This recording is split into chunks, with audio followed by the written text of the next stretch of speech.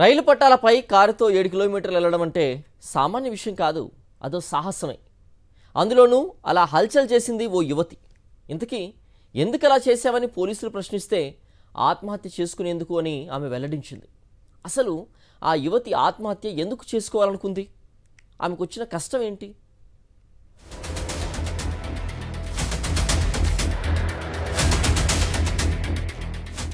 రంగారెడ్డి జిల్లా శంకర్పల్లి మండలం కండకల్ సమీపంలో గురువారం ఉదయం ఓ యువతి రైల్వే ట్రాక్ పై హల్చల్ చేసింది.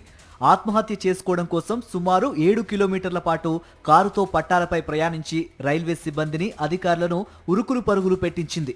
దాదాపు 2 గంటల పాటు సాగిన యువతి హంగామాతో రైల్వే అధికారులు 5 రైళ్లను నిలిపివేయాల్సి వచ్చింది. ఎట్టకేలకు పోలీసులు ఆమెను అదుపులోకి తీసుకోవడంతో అందరూ ఊపిరి పీల్చుకున్నారు.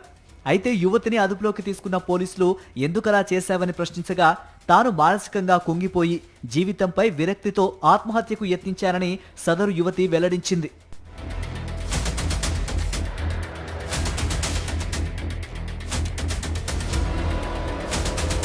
పూర్తి వివరాల్లోకి వెళ్తే ఉత్తరప్రదేశ్లోని లక్నోకు చెందిన 34 ఏళ్ల వయసున్న ఓమికా సోని నార్సింగి పరిధిలో పుప్పాలగూడలోని ఓ అపార్ట్మెంట్లో అద్దెకుంటోంది. గచ్చిబౌలిలోని క్యాబ్ జెమ్నీలో సాఫ్ట్వేర్ ఉద్యోగం చేస్తున్న ఆమెను 2 నెలల క్రితం కంపెనీ తొలగించింది. దీనికి తోడు భర్తతో విభేదాల కారణంగా ఒంటరి జీవితం గడుపుతోంది. దీంతో ఇంటి అద్దె, ఇతర ఖర్చుల కోసం యూపీ నుంచి తల్లిదండ్రులు విజయలక్ష్మి, సుధీర్ కుమార్ ప్రతి నెల డబ్బు పంపిస్తున్నారు. ఉద్యోగం పోవడం, భర్తతో దూరంగా ఉండడంతో మానసికంగా కుంగిపోయిన ఓమికా సోని గురువారం ఉదయం వాకింగ్కి వెళ్ళొచ్చాక ఆత్మహత్య చేసుకోవాలనుకుంది. వెంటనే తన కారులో నాగులపల్లి కండకల్ సమీపంలోని రైల్వే ట్రాక్ పై కారుతో వెళ్ళింది. ఇలా ఆత్మహత్యకు యత్నించింది.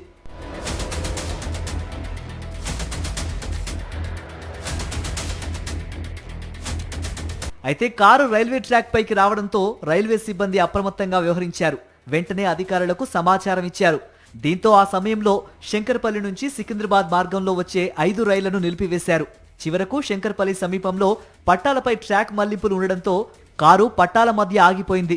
దీంతో స్థానికులు, రైల్వే సిబ్బంది, శంకర్పల్లి పోలీసులు అక్కడకు చేరుకున్నారు. అయితే యువతి కారులోంచి దిగకపోవడంతో అద్దాలు పగలగొట్టారు. అయినా ఆమె దిగకుండా నాన్చాక్తో స్థానికులు, రైల్వే సిబ్బందిపై దాడికి ప్రయత్నించింది. ఎట్టకేలకు పోలీసులు ఆమెను మహిళా కానిస్టేబుల్ సాయంతో అదుపులోకి తీసుకుని శంకర్పల్లి పోలీస్ స్టేషన్కు తరలించారు. అనంతరం ఆమెను చికిత్స నిమిత్తం చేవెళ్ల ప్రభుత్వ ఆసుపత్రికి తరలించారు. అక్కడ అరుపులు, కేకలతో వింతగా ప్రవర్తించింది. దీంతో ఆమెను ఉస్మానియా ఆసుపత్రికి, అక్కడి నుంచి ఎర్రగడ్డకు తరలించారు. ఈ మేరకు కేసు నమోదు చేసుకుని దర్యాప్తు చేస్తున్నారు రైల్వే పోలీసులు.